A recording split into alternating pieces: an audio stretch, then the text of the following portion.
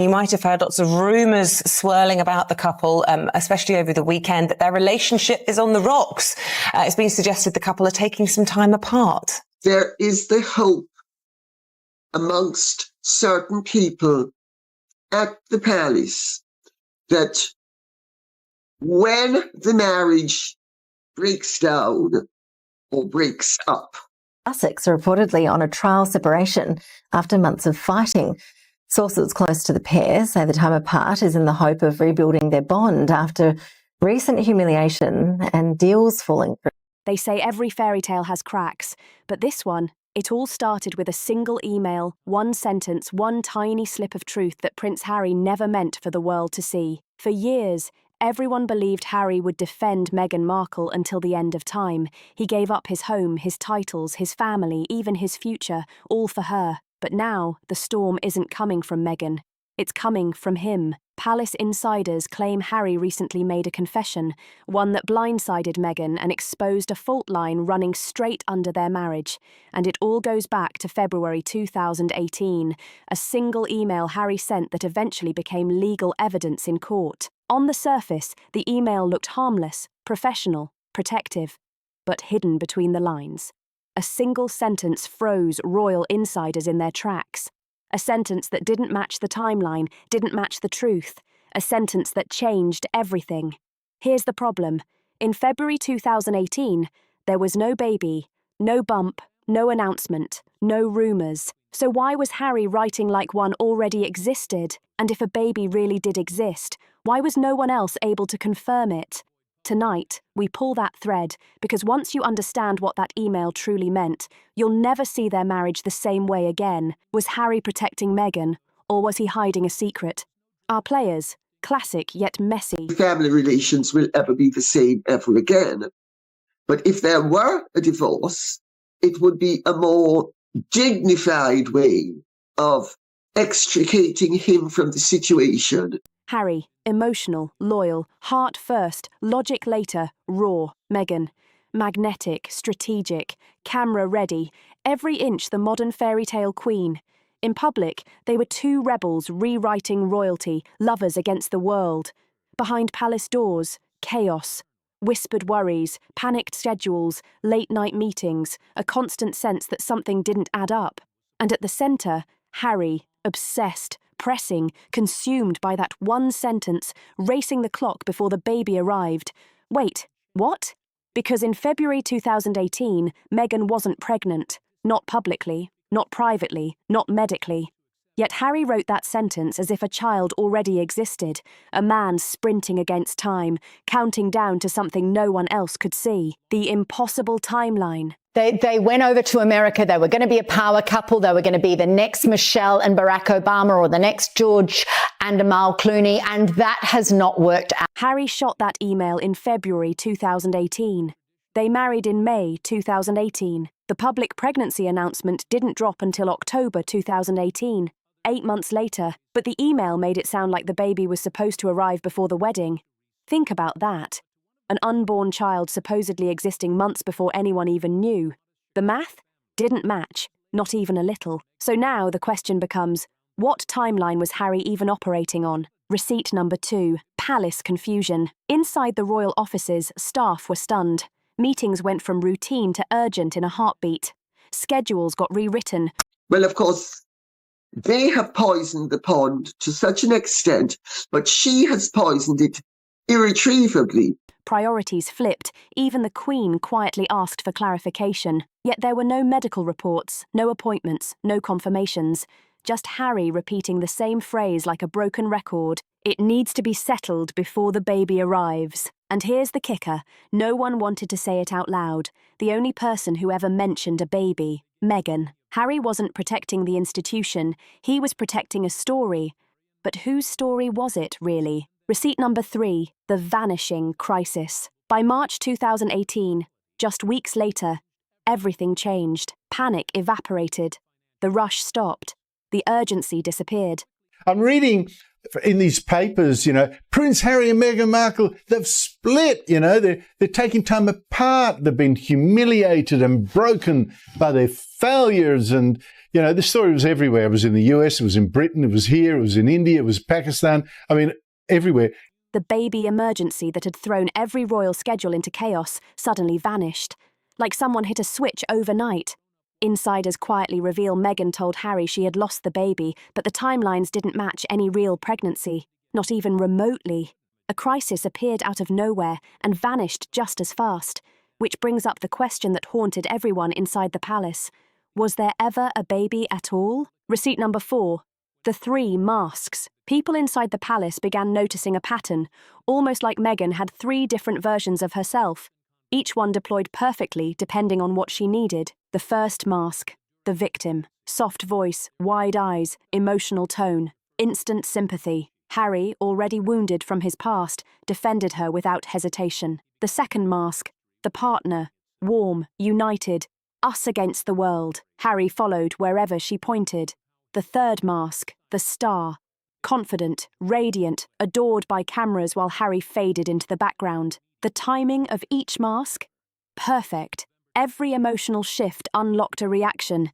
In Harry, she didn't need chains. She had emotions. But what happens when the masks stop working? Receipt number 5. The wedding that couldn't be stopped. The engagement moved at record-breaking speed. 6 months. Unheard of for a royal wedding. Harry insisted it happen quickly, urgently, frantically even. Every reason pointed back to the same phrase. Before the baby arrives. That line was the engine behind every rushed decision. It wasn't a wedding. It was a deadline the palace never fully understood, one that changed the course of Harry's life forever. And here's the wildest part, we're not even at the most shocking detail yet. When that email resurfaced online, social media exploded. People tweeted, "Harry knew about a baby months before she was pregnant." TikTok creators reenacted the email dramatically. "Before the baby arrives," then cut to an empty pregnancy pillow. Imagine rushing a royal wedding over a pregnancy that never existed. Receipt number 6. The whispers in the hallways. By April 2018, the palace was buzzing with rumours nobody could confirm. Staff whispered behind closed doors, security officers raised eyebrows, and aides tiptoed around a single unspoken truth. The email had set off a chain reaction. Every royal calendar, every announcement, every personal interaction suddenly had a hidden tension behind it. Harry's obsession with that one sentence wasn't just paranoia, it was rewriting reality. Insiders reveal that private meetings became mini-investigations.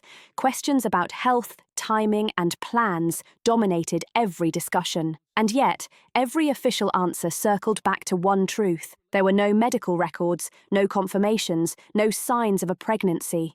Just a story, repeated quietly in private, the phrase echoing in every corridor.